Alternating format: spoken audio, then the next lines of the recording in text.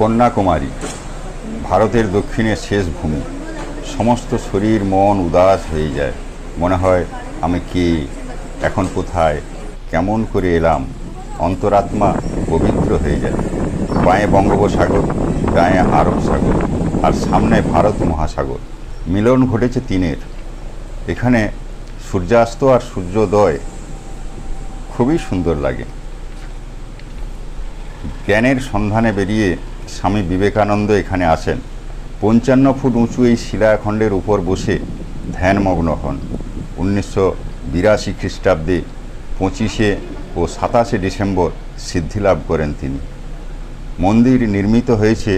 মন্দিরের শান্ত, স্নিগ্ধ ও পবিত্র পরিবেশ আপনাকে নিয়ে যাবে এক অমৃত ধামে।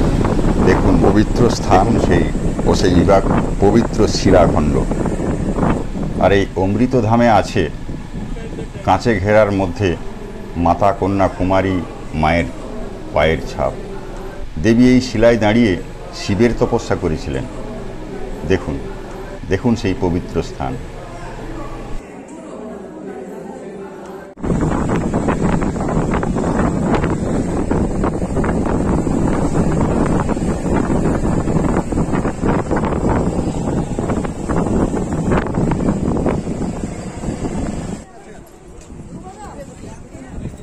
নম্বর কে ক্যারেক্টার বেইকে তো